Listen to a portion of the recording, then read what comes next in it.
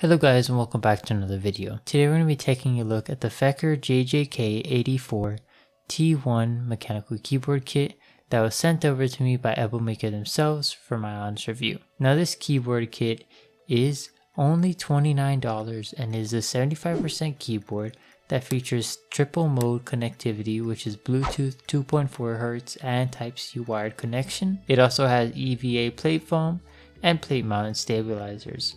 So overall, for the price you're paying, on paper this sounds like it is a great keyboard. So that is what we're going to be checking out today. Now this is sort of like a frosted acrylic case. It does not come with any case foam, so it does sound pretty hollow. And the stabilizers are plate mounted, and while they are pre-lubed, they aren't the greatest. So there is some work to be done.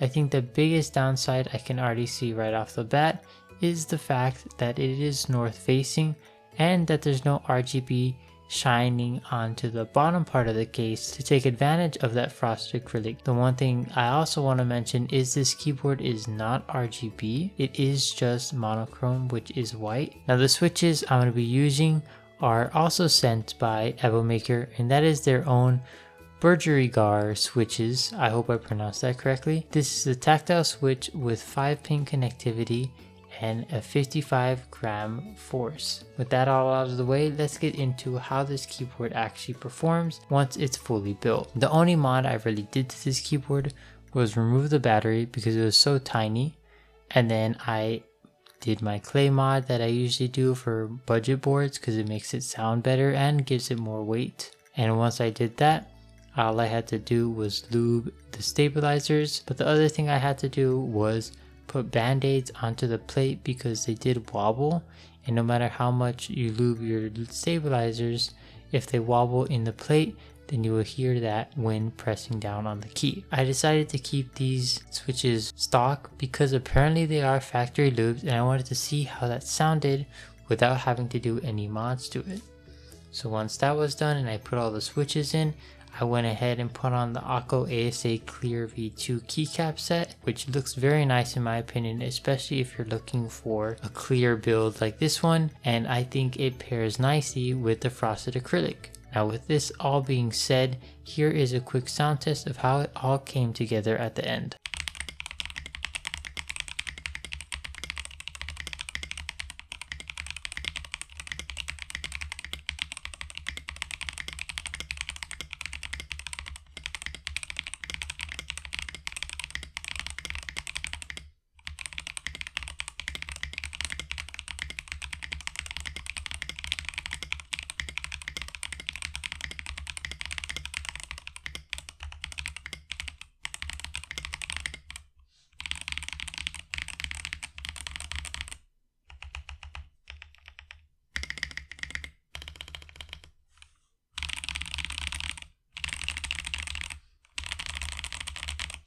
So yeah, I think it sounds pretty decent.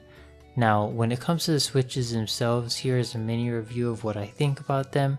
I think the tactile bump is a bit too sharp for my liking. I prefer a bump more like on the Neapolitan switches, but the weight is nice.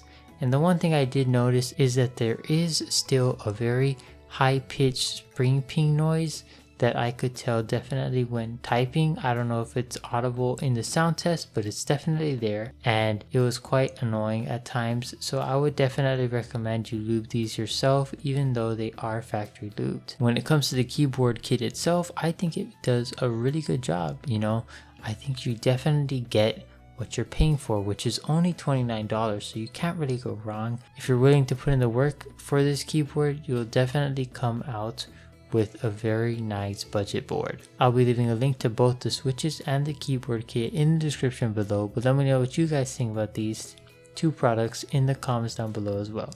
Other than that, I'll see you guys in the next video. Peace.